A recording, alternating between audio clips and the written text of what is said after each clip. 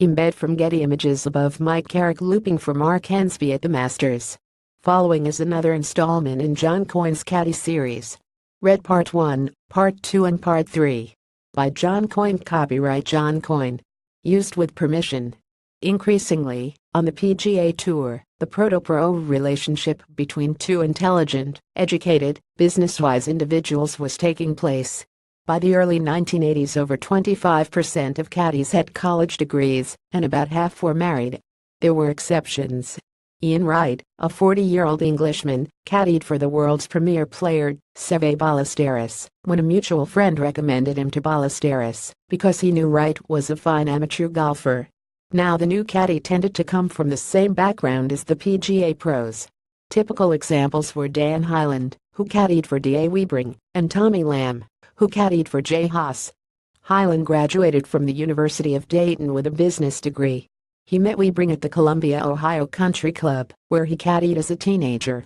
When he graduated from college, he sent Wiebring his resume. Hyland hoped to use his tour experience as a way to get himself known to players' representatives, since he wanted to become a player's agent himself. Tommy Lamb quit John Carroll University to pick up Haasbag when he was a junior in college, but planned to return to school for his degree, then study law. Another caddy, Mark Huber, who worked for both Tom Purtzer and Doug Toole, graduated from Illinois State. He also wanted to get into golf management, using the contacts he'd make on the tour. The better life of these caddies in the early 80s was being made possible by the efforts of Gypsy Grillo and Mike Carrick. They realized in 1981 that the life of the professional caddy had to improve, and the only way to make it happen was to form their own association, the Professional Tour Caddies Association. "The PGA has never given us anything," Gypsy stated in 1989, when I interviewed him at Westchester Country Club, "not before the association or after it. We deal directly with the tournament site and the people putting on the event. We give out our own ID badges, and we are responsible for our members. No caddy is allowed in the association unless he has caddied in 25 tour events.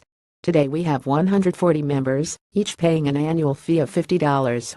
Being in an association has made it easier for the caddies to get corporate sponsorship. If it wasn't for such corporation help, the association wouldn't be much more than a name."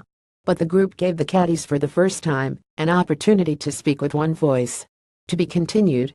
John Coyne is a best-selling author who has written several books about golf. Learn more at John Coyne Books.